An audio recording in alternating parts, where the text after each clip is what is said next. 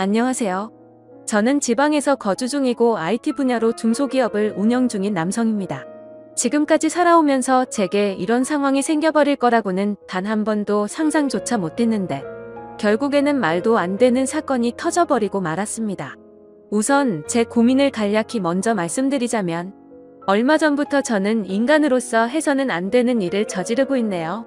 그건 바로 장모님과 도저히 납득할 수 없을 정도로 걷잡을 수 없는 사이가 되어버린 겁니다. 저는 지금으로부터 3년 전에 지금의 제 아내를 만나게 되었죠. 저희는 소개팅 같은 흔한 자리로 만나게 되었던 건 아니었습니다. 그 당시에 가장 친하게 지내던 동생과 약속이 있었고 퇴근을 하고 나서 술자리를 가지게 되었습니다. 이 동생은 원래부터 친한 사이는 아니었고 저의 거래처 회사 직원이었는데 자주 만나서 같이 일도 하고 이야기를 하다 보니 엄청 급속도로 친해진 그런 사이였죠. 평상시에는 동생과 둘이서만 술을 마셨기에 그날도 아무런 생각 없이 술을 마시고 있었습니다. 그런데 평소와 다르게 동생은 갑자기 제게 사업이 그렇게 잘 되고 있는데 도대체 왜 여자친구를 만들지 않느냐는 질문을 시작하더니 갑자기 아는 여동생이 있는데 소개를 시켜준다고 하더라고요. 사실 그때는 정말 운이 좋게도 제가 남들에 비해서 사업이 잘 되고 있어서 또래 친구들과 비교하면 말도 안 되는 돈을 벌고 있었습니다. 그래서 잠자는 시간을 제외하고는 항상 회사에서 일만 하는 일벌레처럼 지내고 있었죠. 그렇게 몇 년을 똑같은 생활을 반복하다 보니 점점 외로워지던 차에 잘 됐구나 싶더라고요. 그래서 어떤 여자인지 물어보았고 동생은 소개시켜줄 여자의 사진도 보여주더군요. 사진을 보는데 아이돌 걸그룹 같은 풋풋하고 상큼한 예쁜 미모에 놀랬습니다. 하지만 얼굴은 실제로 보기 전까지는 믿지 못하는 거라 생각했기에 예쁜 미모보다도 어려 보이는 모습에 더 궁금증이 생기더라고요. 그래서 동생에게 물어보았죠. 도대체 이 여자의 나이가 몇 살인데 이렇게 어려 보이냐고 물어봤더니 자신보다 3살이 어린데 저보다는 9살이 어리다고 대답하더라고요. 그때는 저도 외로운 마음도 많이 들었고 결혼을 생각할 나이였기에 가능하면 어린 여자친구를 만나서 결혼하고 싶은 생각을 하고 있었기에 너무 마음에 들었습니다. 그래서 다른 경제적인 조건이나 성격 이런 건 뒷전이었고 그저 나이와 예쁜 미모에 빠지고 말았죠. 동생에게는 평생 이 은혜 갚을 테니 반드시 소개를 시켜달라고 말을 했고 그 자리에서 곧바로 그녀에게 연락을 해서 약속을 잡아주더군요. 결국 며칠이 지나고 화창한 날에 그녀를 만나기 위해서 설레는 마음으로 약속 장소로 나갔습니다. 약속 시간보다 한참을 먼저 도착한 저는 카페에서 기다리고 있는 상태였고 약속 시간이 다 되어갈 때쯤 카페 문이 열리는 소리에 그쪽을 쳐다보았죠. 예상대로 기다리고 기다리던 소개녀가 도착을 했고 그녀를 보는 순간 저는 첫눈에 사랑에 빠져버리고 말았던 것 같습니다. 워낙 사진으로 장난치는 사람이 많았기에 그렇게 예쁠 거라고는 기대를 안 했는데 사진을 뚫고 나왔다는 표현이 정확하다 싶을 정도로 너무 예쁘고 풋한 모습으로 제게 다가오더군요. 동생의 이름을 언급하면서 제가 맞는지를 물어보았고 저는 멍하니 있다가 깜짝 놀래서 얼른 앉으라고 손짓을 했죠. 그렇게 소개를 받는 그날 그녀와 저는 기본적인 소개를 주고받는데 너무 좋았습니다. 하지만 문득 어떻게 이렇게 예쁘고 어린 여자가 나 같은 사람을 만나는 걸까 싶더라고요. 물론 제가 다른 남자들에 비해서 한참 부족하다거나 문제가 있는 건 아니었죠. 하지만 제 생각에는 저렇게 어린 여자애들은 대부분 또래 친구들을 만나지 않나 싶었습니다. 그래서 저는 궁금한 건 참지 못하는 그런 성격이었기에 단도직입적으로 물어봤습니다. 저보다 9살이나 어리면 지금쯤 한창 친구들이랑 놀고 싶을 테고 제 나이가 훨씬 많은데 부담스러운 건 없냐고 했죠. 그러자 그녀는 원래 성격이 보수적인 성격에다가 나이 차이는 전혀 신경을 써본 적이 없다고 하더라고요. 그러면서 학창시절 때부터 자신이 바라던 건 쓸데없이 시간을 허비하는 게 아니라 여유로운 삶을 살면서 빨리 화목한 가정을 이루는 게 꿈이었다고 말하더군요. 그래서 기왕이면 철이 없는 또래 남자들보다는 저 같은 연상을 만나고 싶었답니다. 그녀의 생각을 알고부터는 저도 모르게 제 자신에게 더욱 자신감이 생겨났고 그때부터는 더 적극적으로 호감을 표시했던 것 같네요. 결국 그날 늦은 시간까지 함께 이야기를 하면서 서로의 생각을 확인하게 되었고 그 뒤로도 몇 번의 만남을 더 가지고 나서 저희는 연애를 시작하게 되었습니다. 제게는 너무 과분할 정도로 예쁘고 어린 여자친구가 생겨서 행복할 따름이었죠. 그래서 그랬는지 연애를 하면서 사소한 문제들에 대해서 너무 쉽게 지나치기도 했던 것 같습니다. 여자들이 남자들보다는 정신 연령이 더 높고 어른스럽다고 말들은 하지만 확실히 9살이 어린 여자친구는 어리다는 느낌이 종종 들었었죠. 사회 경험이 없어서 그런 건지 돈에 대한 개념도 없는지 제 신용카드를 줬는데 적게는 최소 200만 원에서 많이 쓸 때는 1000만 원 가까이 쓴 적도 있었습니다. 나름대로 여유가 있었기에 심각한 문제까지는 아니라고 착각을 했었죠. 그래서 그렇게 많이 썼을 때는 은근슬쩍 잘못된 걸 지적해줬더니 알겠다고 하더라고요. 하지만 괜찮아졌나 싶더니 자연스럽게 또다시 사용 금액이 올라가더군요. 그렇다고 카드를 도로 뺏을 수도 없었고 여자친구와 헤어질 수도 없었습니다. 제가 너무 사랑했었기에 대부분의 모든 것들이 용서가 되더라고요. 그리고 결혼하고 나서 아이도 낳고 하면 경제적으로 더 조심하는 여자가 되겠지라고 생각했었죠. 또 문제가 됐던 건 밤낮 가릴 거 없이 하루 종일 울려대는 카톡 메시지였죠. 여자친구가 대학교를 다니고 있었을 때인데 어떻게 연락처를 알고 연락이 오는 건지 별의 별 남자들이 다 찝쩍대더라고요. 물론 여자친구가 인기가 많은 건 남자친구로서 으쓱할 수 있는 건 맞았지만 이것도 한두 번이지 연애하는 동안 매일같이 겪더니 스트레스가 너무 많이 쌓이더군요. 그렇다고 여자친구가 답장을 하지 않고 무시하는데 뭐라고 할 수도 없는 노릇이었죠. 하지만 나중에 다시 언급되겠지만 결혼을 하고 나서 이 문제로 인해서 결국에는 큰 문제가 생겨버리고 말았습니다. 아내와 저는 사소한 문제들을 뒤로하고 1년 동안의 연애를 하고서 여자친구에게 프러포즈를 했습니다. 예상대로 여자친구도 저와의 결혼을 받아주었고 양가 어른들을 만나 뵙고 인사를 하려고 상견례를 잡았죠. 그리고 그날 처음으로 마주한 장모님의 모습에 기겁을 할 수밖에 없었습니다. 저희 가족이 먼저 도착을 해서 음식으로 된 곳에서 기다리고 있었고 저는 긴장한 나머지 배가 아파서 화장실로 가게 되었죠. 그리고 볼일을 보고서 나오다가 어떤 여성분을 마주쳤는데 말 그대로 숨이 막힐 정도로 예쁘더라고요. 고급스러운 음식점이어서 연예인들이 흔하다고 들었기에 말로만 듣던 연예인인가 보다 했습니다. 그렇게 그런 생각을 뒤로 하고서 방으로 들어가니 여자친구가 와서 앉아 있었고 장모님은 화장실에 가셨다고 하더군요. 그때 머릿속으로 설마 했습니다. 혹시 연예인 같던 그 사람이 여자친구의 어머니겠어 라고 생각했는데 아니나 다를까 잠시 후 들어온 그 연예인 같았던 사람이 바로 저희 장모님이었습니다. 솔직히 충격 그 자체였었죠. 어느 누가 장모님을 그렇게 생각할까 싶었는데 저희 부모님도 저와 마찬가지로 놀라신 듯한 표정으로 쳐다보고 계시더라고요.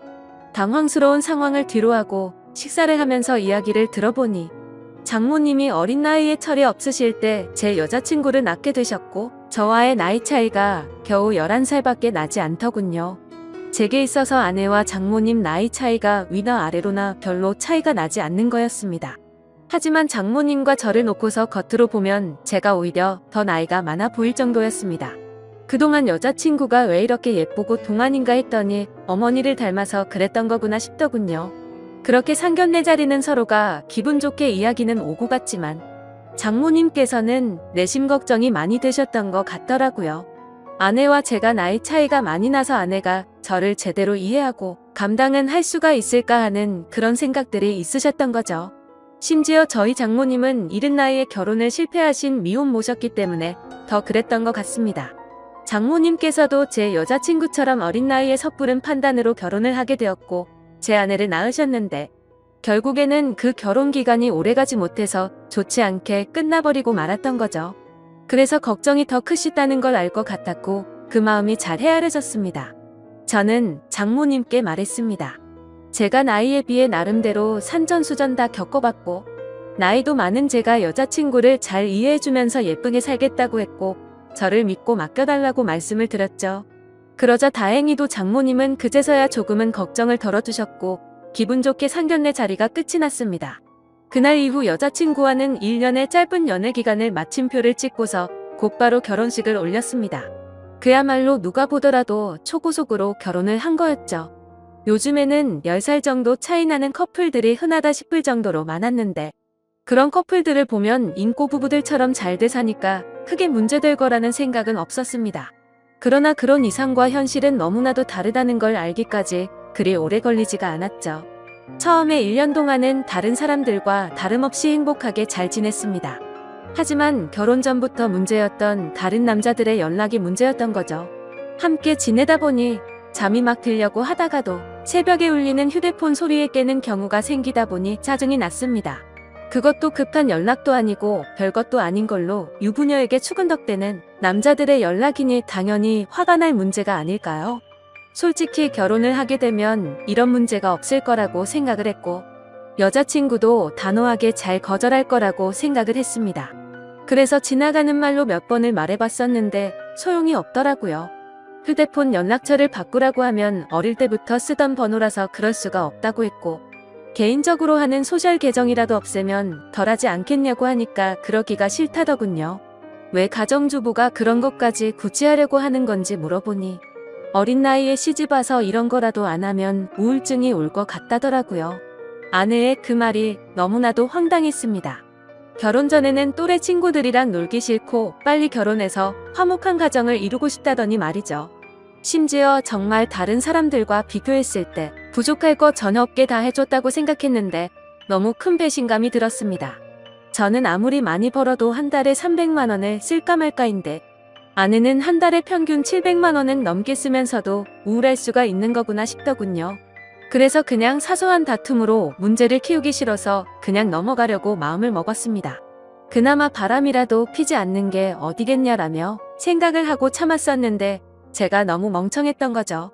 그날 이후로 평소와 다름없이 지내던 중 회사 미팅으로 인해서 백화점을 갔던 날 결국 사건이 터지고 말았습니다. 그 백화점은 평상시에 아내가 자주 가던 곳이었기에 혹시라도 아내가 오늘도 그곳에 왔으면 같이 밥이라도 먹으려고 어디냐고 연락을 했더니 집이라고 하더라고요. 그래서 알겠다고 대답을 하고 나서 백화점 직원과 회의를 시작했고 1시간 정도 뒤쯤 회사로 가려고 하는데 익숙한 모습이 보이더군요. 혹시나 하는 마음에 자세히 보니 제 아내가 맞았습니다. 그것도 옆에는 누가 봐도 잘생기고 키가 큰 훈훈한 젊은 남자와 말이죠. 순식간에 피가 거꾸로 솟는 기분에 당장 뛰어가서 난리를 치고 싶었지만 옆에는 미팅을 같이 한 백화점 직원과 제 회사 직원이 있었기에 그럴 수가 없었습니다. 저는 두 사람에게 급한 일이 생겼다고 말하고는 자리를 피해서 조용히 아내를 뒤따라갔죠. 일단 제가 오해를 하는 걸 수도 있고 나중에 혹시라도 모른다는 마음의 증거를 확보하려고 사진을 찍었습니다. 제발 제가 착각하는 거라고 믿고 싶었지만 그런 바람은 이루어지지가 않더군요. 잠깐 동안 따라다녔지만 마치 연인처럼 팔짱을 끼는가 하며 남자 신발부터 시작해서 화장품이며 옷을 사서는 죄다 그 남자에게 선물을 하고 있더라고요. 그것도 제가 열심히 일해서 번 돈으로 말이죠. 그동안 제 것을 종종 사왔기에 카드 내역을 보면서도 단 한 번도 의심을 해본 적이 없었습니다. 그렇게 아내와 그 남자는 백화점 쇼핑을 마치더니 겁을 상실해버린 건지 너무나도 자연스럽게 팔짱을 낀 채로 엘리베이터로 향하더군요. 솔직히 그때 많은 고민을 했습니다. 분노가 머리 끝까지 치밀어 올라서 당장 달려가서 난리를 칠까도 생각했지만 이혼을 해야겠다라는 생각이 들었기에 억지로 참으면서 따라갔습니다. 다행인지 아닌 건지는 참 모르겠지만 그 둘은 다른 연인들처럼 데이트를 하는 것 같더니 밥을 먹고서 각자 헤어지더군요. 아내가 집으로 들어가는 걸 확인하고 나서 차에 앉아서 한참 동안을 고민했습니다. 증거가 충분하지 않은 마당에 지금 모든 걸 밝혀버릴지 아니면 무조건 이혼한다는 생각으로 확실한 증거를 수집할지 말이죠. 그런데 그런 증거를 수집하는 걸 상상만 해도 정신이 나갈 것 같더라고요. 결국 도저히 이대로는 참을 수가 없어서 곧바로 집으로 들어가서 아내를 불렀습니다. 무표정으로 차분한 목소리로 부르는 게 이상하다는 걸 눈치챘는지 아내는 제 눈치를 살피더군요. 그래서 저는 지금부터 내가 하는 이야기에 거짓말을 조금이라도 한다면 우리 사이는 끝이라고 못을 박았습니다. 그리고 나서 아침에 찍었던 사진들을 보여주면서 이 남자 누구냐고 물어봤죠. 그러자 아내는 정말 미안하답니다. 그런데 생각하는 그런 오해할 짓은 절대로 하지 않았다고 하더군요. 그동안 아내는 집에서 가정주부로 살면 마냥 행복할 줄만 알았답니다. 그런데 집에서만 지내다 보니 너무 우울증이 심해졌고 그러다가 메시지를 주던 한 남자와 이야기를 했답니다. 결국 그러다 호감이 가서 연락을 주고 받았지만 오늘 만난 게 두 번째였고 그 남자와 아무런 일도 없었다고 하더라고요.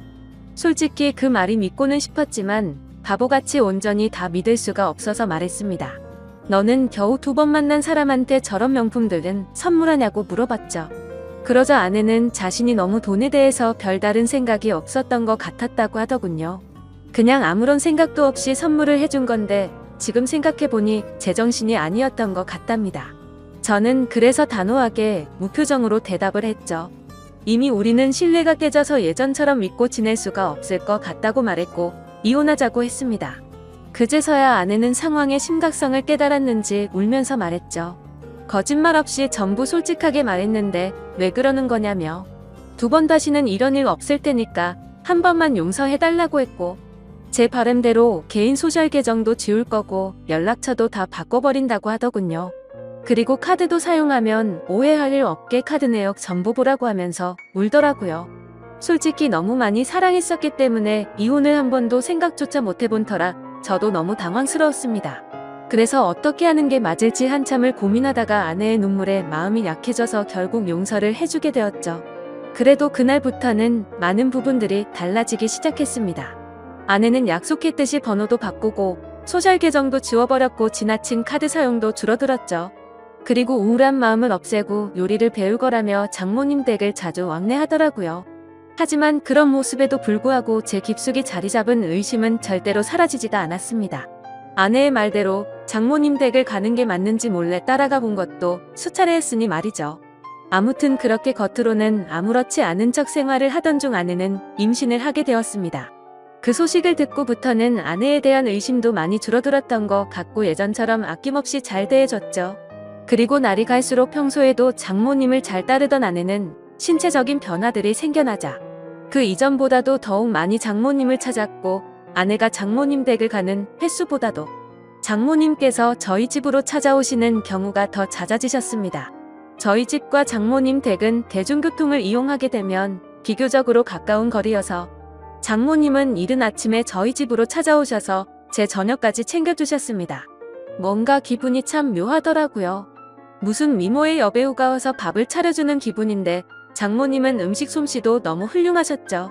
저는 그렇게까지 해주시는 장모님을 보면서 늘 감사했습니다.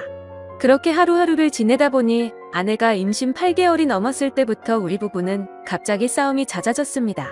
제가 아내를 예전처럼 잘 대해줘서 그런 건지 아내의 본성이 다시 나오는 건가 싶은 그런 기분이었죠. 아무튼 저희 회사는 IT 업종이라 일의 특성상 야근이 많은 환경이었기에 늦게 들어가는 날이 많았습니다. 그럴 때면 아내는 제게 온갖 짜증을 내면서 화를 내더라고요. 어떻게 임신한 자신을 두고 매번 이렇게 늦게 들어오냐고 말이죠. 심지어 혹시 자신을 이렇게 만들어 놓고 다른 데 가서 딴 여자랑 놀아나는 거 아니냐고 하더라고요. 아내는 그새 본인이 했던 일을 까맣게 잊어버린 건가 싶더군요. 적반하장도 유분수지 누가 누굴 의심해야 하는 건지 참 황당하고 어이가 없었습니다. 솔직히 그때까지만 해도 정말 하늘에 맹세코 절대로 한눈을 판 적이 없었거든요.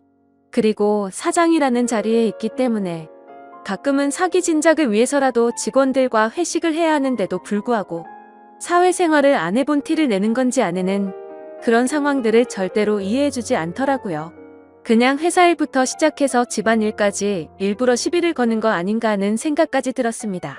아이를 갖기 전까지만 해도 제가 사장이니까 직원들에게 이렇게 해줘야 한다 저렇게 해줘야 한다라며 제게 많이 내조를 해줬었던 아내인데 갑자기 이렇게 달라지고 이제는 직원들 챙길 시간이 어디 있냐며 되려 성질부터 내는 겁니다. 그런 모습들로 인해 저도 마음이 많이 지쳤고 제 나름대로 힘들어서 술로 스트레스를 풀어가면서 지내왔습니다. 그리고 그렇게 힘들어하는 모습들을 장모님이 가장 가까이에서 지켜보고 계셨었죠. 그러던 어느 날 제가 퇴근하고 집으로 돌아오자 장모님께서는 피곤하지 않으면 집까지 데려다 줄 수 없겠냐고 하시면서 조심스레 말씀을 건네시는 겁니다. 동시에 제 아내에게 박서방을 데리고 가서 집에 무거운 물건들 위치를 좀 바꾼다며 저녁 먹이고서 집으로 돌려보내겠다고 하시더군요. 아내는 알겠다면서 집에 올 때 아이스크림을 사오라고 해서 저는 아내에게 알겠다고 대답을 하고서 집 밖으로 나섰습니다. 그렇게 장모님 댁으로 가는 도중에 이런저런 다양한 이야기들을 많이 했습니다. 장모님께서는 제가 많이 힘들 것 같다면서 저를 위로해 주셨고 지금은 힘들더라도 나중에는 상황이 나아질 거라고 말을 해주시더라고요. 저는 저를 위로해주시는 장모님에게 고마운 마음이 들었고, 평상시에도 장모님께서 미혼모였다는 사실을 알게 된 후부터 아내를 곱고 바르게 잘 키우셨다는 생각에 존경스러웠습니다. 그래서 아무 생각 없이 그런 모습이 존경스럽다고 말씀을 드렸는데, 당황스럽게도 장모님께서는 갑자기 왈칵 눈물을 흘리시더라고요. 그러시면서 왜 미혼모가 되었는지에 대한 이야기들을 해주시고, 왜 혼자서 딸을 키워왔는지 그런 많은 이야기들을 해주시더라고요. 저는 그런 장모님을 보면서 어린 나이 때부터 마음고생이 심하셨겠구나 생각도 들었고, 장모님이 이제는 제게 마음을 많이 열어주셨구나 라는 생각을 하였습니다. 그리고 그런 이야기를 듣고 있자니 저도 덩달아 마음이 아팠고, 아직도 여자같이 여린 장모님을 보면서 묘한 감정이 생겨나더라고요. 그렇게 그날은 장모님 댁으로 가서 식탁과 TV 선반대를 옮겨드렸고 비빔국수를 얻어 먹고서 집으로 돌아왔습니다. 하지만 그날 이후로 장모님과 저와의 사이에서 문제가 생겨났습니다. 점심에 매일 밖에서 음식을 사서 챙겨 먹는 걸 말씀드렸는데, 그런 저를 안쓰럽게 생각해 주셨는지 장모님은 매일같이 도시락을 직접 싸서 제게 가져다 주셨습니다. 장모님은 딸을 보려고 집에 가는 길에 들려서 주는 거라고 말씀하셨지만, 제가 운영하는 회사는 저희 집과는 버스로 3정거장 더 멀리 떨어져 있었습니다. 그래서 처음에는 장모님의 수고스러움에 부담스러운 마음도 있었지만, 어느 순간부터는 장모님과 점점 더 가까워졌고 그런 일상들이 당연하게 여겨지더군요. 그러다 보니 오늘은 무슨 반찬을 갖다 주실까라는 생각도 하고 저도 모르게 장모님을 기다리고 있더라고요. 그리고 그런 나날들을 보내다 보니 경비실에 계신 분들과 청소하는 분들이 사모님이 이렇게 정성스럽게 도시락을 매일 갖다 주시냐며 사모님이 연예인처럼 미인이시다라고 하시더군요. 아마도 주변 분들이 볼 때는 당연히 부부 사이라고 봤을 것 같습니다. 장모님의 외모는 너무 동안에다가 저와 나이 차이도 많지 않았고 미모도 연예인처럼 훌륭하셨으니까요. 심지어 어떤 장모님이 이렇게 매일같이 도시락을 싸서 직접 갖다 줄 거라고 상상이나 할까요? 저는 아내와 연애할 때부터 결혼해서까지 이렇게 따뜻한 배려를 받는 건 처음이었고, 정말 아내와 장모님의 행동이 비교가 되면서 뭔가 모를 마음이 들더라고요. 아무튼 그렇게 시간은 흘러갔고 저와 아내 사이에서 아이가 태어났습니다. 하지만 믿음이 깨지지 않을 거라고 수천 번을 생각했지만 그때부터 또다시 의심이 커져갔죠. 누가 보더라도 아이의 생김새가 아내도 닮지 않았고 저와도 너무나도 달랐기 때문입니다. 물론 조금 더 커봐야 알 수 있다고는 하지만 의심보다는 확실한 게 좋다고 생각을 했고, 저는 조용히 유전자 검사를 의뢰하게 되었죠. 그렇게 아내는 아무것도 모른 채 아이를 낳고 산후조리원에 있었고 그동안 저는 혼자서 집에 있어야 했습니다. 아내의 몸이 약한 편이라 남들보다 더 길게 해서 3주 동안 그곳에서 지내기로 했고, 그러면 그 오랫동안 제가 밥도 제대로 못 챙겨 먹겠고 살림도 제대로 안 되겠다며 장모님과 아내가 말하더군요. 그렇게 여차저차 아내가 퇴원하고 집으로 돌아올 때까지 당분간은 장모님께서 저희 집에서 생활을 하시기로 했습니다. 유전자 검사 결과가 나오기까지 비밀로 하기 위해서 평상시와 다름없이 행동했습니다. 첫째 날에는 산후조리원에서 밤 늦게까지 있다가 집으로 돌아와서 별 다른 일이 벌어지지 않았는데, 둘째 날에는 결국 일어나서는 안 될 일이 벌어지고야 말았습니다. 그날은 첫째 날보다 일찍 집으로 들어갔는데 장모님이 민소매에 굉장히 짧은 반바지에 편한 차림으로 청소를 하고 계시는 겁니다. 그 모습을 보는 순간 저는 정말 깜짝 놀라버렸습니다. 사실 말이 장모님이지 40대 초중반의 장모님은 밖에서 보면 어느 남자들이나 뒤돌아 볼 만큼 미모가 훌륭했고 관리를 잘하셔서 20대 못지않은 몸매셨죠. 장모님이 아니라 다른 여자였다면 이렇게 놀라지도 않고 아마도 계속 몰래 쳐다보았을 정도입니다. 하지만 장모님의 그런 광경을 보기에는 너무 부담스러웠고, 그렇다고 또 장모님을 보고 옷 좀 단정하게 입어주시면 안 되겠습니까? 라고 하기에는 너무 버릇이 없던 거였죠. 결국 저는 조심스럽게 놀란 마음을 진정시키고 눈을 돌린 채 얼른 제 방으로 들어갔습니다. 그렇게 장모님은 집 여기저기를 한참 청소를 하시더니 저녁 식사를 차릴 테니 얼른 씻고 나와서 식사를 하라고 하시더군요. 그렇게 저는 샤워를 하러 들어갔고 장모님과 단둘이 집에 있는데 이렇게 샤워를 하고 있자니 뭔가 기분이 묘하고 기분이 싱숭생숭하고 묘한 생각이 들기까지 하더라고요. 저는 샤워를 마치고 장모님과 저녁 식사 자리를 가지면서 밥을 먹고 있었습니다. 장모님은 그동안 딸이 임신하고부터 아내가 그동안 저에게 했던 행동들에 대해서 이해해주라면서 미안하다고 사과를 하시더라고요. 저는 충분히 이해한다며 걱정 말라고 말씀을 드렸고, 장모님과 저는 그렇게 이런저런 얘기를 나누면서 식사를 하고서 맥주를 한잔하였습니다. 한 병이 두 병이 되고 두 병이 세 병이 되고 점점 마시다 보니 장모님과 저는 금세 술에 조금 취하게 되면서 그때 이미 저희 둘 사이의 아내의 존재는 서서히 흐려지기 시작했습니다. 마치 오래 만나온 이성 간의 친구처럼 장모님이 점점 더 예뻐 보였고 기분이 좋아졌습니다. 어쩌면 아내와 매번 느끼고 지내던 세대 차이를 장모님과는 전혀 느껴지지 않았고 그렇게 긴 대화를 주고받았던 것 같습니다. 냉장고에 있던 맥주들도 다 동이 나게 되었고 오래간만에 술이라 뭔가 부족하더군요. 그때 눈에 띈 건 진열대에 놓여있던 양주였고 그 양주를 열면서부터 저희 둘의 경계선도 열리게 되었습니다.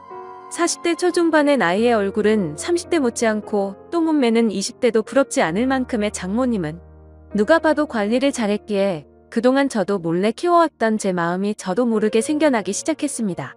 술에 잔뜩 취해버려서 식탁에 엎드려 자고 있는 장모님을 보고 있는데 정말 피부가 뽀얗고 잡티 하나 없이 너무 예뻐 보였습니다. 그래서 저도 모르게 아내가 아니라 장모님을 만났으면 어땠을까요? 라고 했고 잠들어 있는 장모님을 앞에 두고 모든 사실을 터놓고 하소연을 했죠.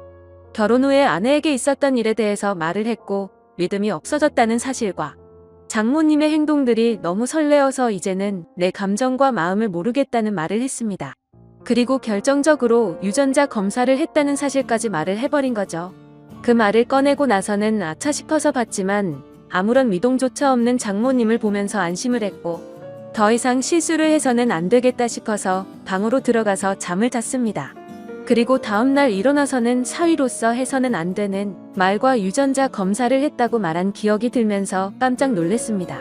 혹시나 하는 마음에 얼른 거실로 나가보니 장모님은 전날에 술을 너무 마셔서 기억이 없다면서 정리가 안 된 술자리를 정리하고 계시더군요. 저는 속으로 한숨을 내쉬며 한편으로는 다행이라고 안심하면서 어색하지 않은 티를 내려고 TV를 봤습니다. 그날은 아내 출산으로 인해 회사를 쉬고 있어서 집에 있었는데 점심때가 다 되어서 장모님은 아내에게 다녀온다며 집 밖으로 나가셨습니다. 그래서 저는 조금은 편안해진 마음으로 조금 더 쉬고 있었습니다. 그날은 어제 있었던 일로 인해 아내에게 죄책감이 몸 둘 바를 몰라서 차마 얼굴을 보러 갈 수가 없겠더군요. 그렇게 저는 반성을 하면서 집에서 있었고 시간은 자정이 다 되어갔습니다. 아무래도 장모님께서는 아내와 같이 있으려나 보다 하고서 잠자리에 들려고 방에서 누워있는데 문 여는 소리가 들리더니 장모님이 자정이 조금 넘어서 집으로 들어오시더군요. 어딜 가서 술을 드신 건지 취하셔서 술 냄새가 진동을 하더라고요. 저는 술에 취한 장모님께 인사를 드렸고 장모님은 스스로 방으로 들어가서 누우셨습니다. 그렇게 잠에 드시는 걸 확인하고 저도 제 방으로 들어와 잠을 자려고 돌아서는데 갑자기 장모님이 저에게 어제 자신에게 했던 말에 대해서 할 말이 없냐고 하시더군요. 내가 어제 잠든지 알았냐며 어떻게 내게 그런 말을 할 수가 있냐고 하더라고요. 저는 정말 깜짝 놀랬고 혹시라도 아내에게까지 이 얘기를 하신 건 아닐까 너무나도 놀랬습니다.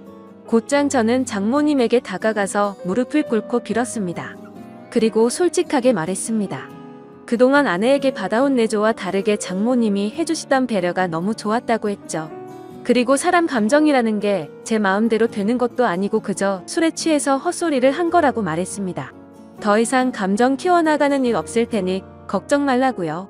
그러자 장모님은 제 아내가 바람을 피운 내용에 대해 물어봐서 사실대로 다 말해줬고 유전자 검사 결과가 나오면 같이 확인을 해보자고 하시더군요.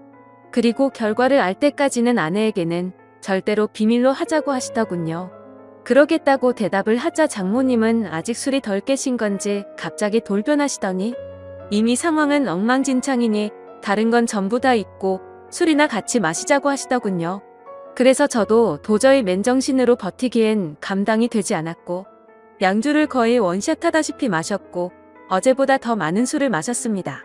그러던 중 장모님은 자신에게 느꼈던 감정이 진심이냐고 물어봤고 저는 장모님에게 그동안 느꼈던 고마움과 감정들에 대해서 솔직하게 말씀을 드렸죠. 그러자 장모님도 이런 감정은 처음 든다고 하시면서 딸애가 어쩌다 저렇게 된 건지 자신이 어릴 때 실수를 해서 자신의 청춘도 다 날리고 인생을 다 망친 것 같다면서 눈물을 흘리시더라고요. 갑작스러운 모습에 놀라서 얼른 눈물을 닦아드리고 다독여드리다 보니 또다시 묘한 기류가 흘러버렸죠.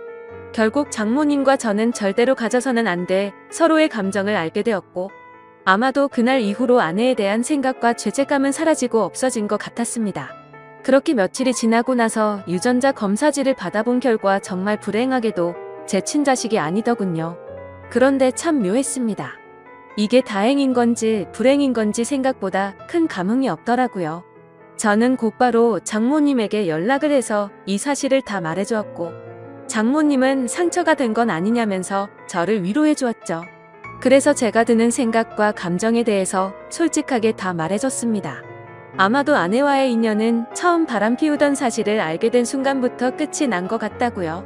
차라리 지금은 다행인 것 같다고 말하는데 장모님은 울고만 있더라고요. 장모님의 손을 잡고 말했습니다. 아내와 저는 이혼을 할 수밖에 없는 상황이니까 차라리 잘 된 거라고 생각하자고요. 어차피 우리의 감정은 서로가 잘 알고 있는 거고 남들의 시선을 두려워하지 말자고 했죠. 굳이 결혼을 해야 행복하게 사는 것도 아니고 뒤지를 걱정하지 말자고 했습니다. 그러자 딸애가 이 사실을 알게 될까봐 걱정된다고 하더라고요. 그래서 저는 말했습니다. 우리가 먼저 배신하는 게 아니라 먼저 배신한 건 그쪽이니 두려워하지 말자고요. 그리고 굳이 이 모든 사실을 밝힐 필요는 없으니 부담 갖지 말고 만나자고 했죠. 그러자 조금은 걱정이 덜어지셨는지 일단 이 상황부터 해결하고 나서 이야기를 하자고 하시더군요. 남들이 볼 때는 어떤 시선으로 바라보고 욕을 하실지는 몰라도 아마도 지금의 이런 상황이 벌어진 건 신의 계시가 아닌가 싶습니다. 만약 제 아내가 바람을 피우지 않았더라면 이런 상황이 벌어질 일은 결코 없었을 테죠. 그리고 저를 속이고 또다시 바람을 피워서 제 자식이 아닌 아이까지 낳고도 뻔뻔하게 아무 말도 없었다는 데서 이미 온갖 정이 다 떨어졌으니 다행이다 싶더라고요. 장모님과의 대화를 마치고 나서 혼자 가서 이야기한다고 하고는 곧장 아내에게 달려가서 유전자 검사 결과지를 내밀었습니다. 그러자 어떻게 자신 몰래 이런 걸 검사를 할 수 있냐고 따지려 들길래 어이가 없더군요. 그래서 그냥 조용히 하라고 하고 말했습니다. 더 이상은 너에 대한 믿음도 없을 뿐더러 관심도 없고 궁금하지도 않으니까 조용히 이혼하자고 했죠. 그러자 본인은 절대 쉽게 이혼해 줄 수 없다고 위자료 내놓으라고 소리를 지르는데 그냥 무시하고 나와버렸습니다. 결국에는 아내의 불륜으로 모든 귀책 사유가 아내에게 있어서 위자료를 단 한 푼도 주지 않을 수 있었지만 빨리 부부 사이를 정리하고 싶어서 위자료를 주고 협의 이혼을 하게 되었습니다. 그리고 지금 당장은 장모였었던 그녀와 저는 서로의 감정을 잘 알고는 있지만 쉽게 연인이 될 수는 없는 상황이네요. 결국 앞으로는 이 상황들이 어떻게 전개될지는 저도 잘 모르겠습니다. 그저 두 번 다시 결혼을 하고 싶지는 않고 행복하게 연애만 하면서 살고 싶네요. 지금까지 제 이야기를 읽어주셔서 감사드립니다.